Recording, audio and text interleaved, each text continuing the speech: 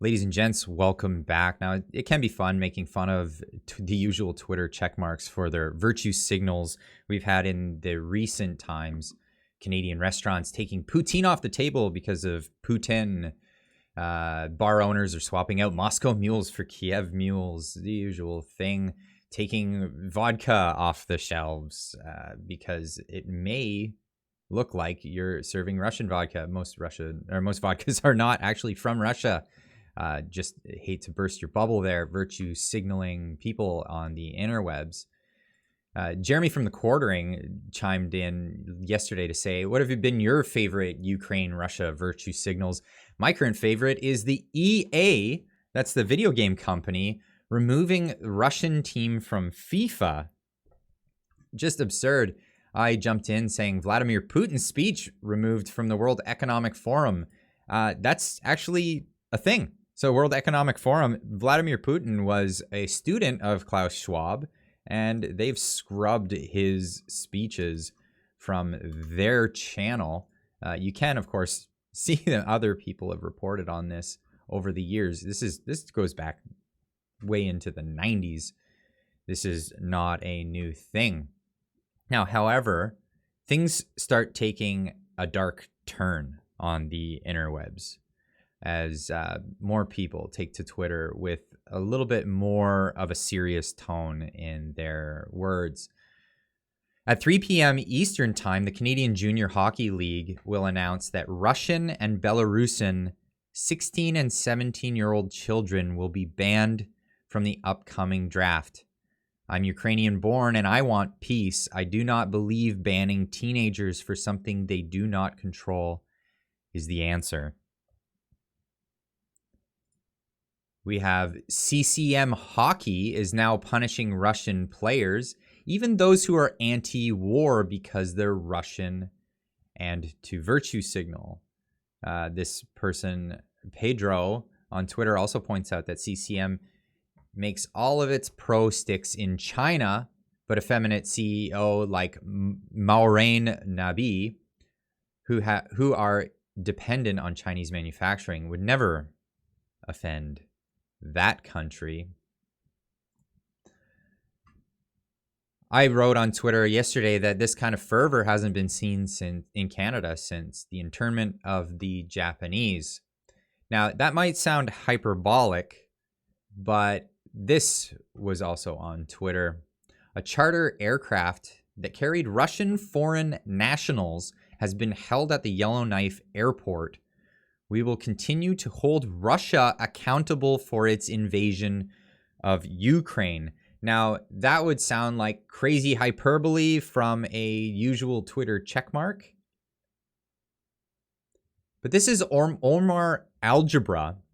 He's the Minister of Transport and Member of Parliament for Mississauga Centre. This is a member of our federal government in Canada. Lauren Southern replying to him, so this is just like random people or people involved in government? Because if it's just random Russians, maybe you should ask if you're the baddie. Now, we have a history of this in Canada. And it's using the War Measures Act. Now, recent history would show that Trudeau invoked the Emergencies Act to stay off Freedom Convoy protests, which was one of the largest protests probably the largest protest Canada has ever seen, and not even largely peaceful, completely peaceful protest using the Emergencies Act. Now, the Emergencies Act is a predecessor to the War Measures Act, and we all know that the War Measures Act was used to intern Japanese Canadians.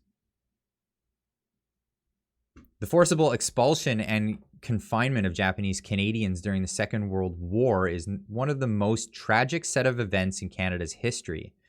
Some 21,000 Japanese Canadians were taken from their homes in Canada's West Coast without any charge or due process, beginning the 24th of February 1942.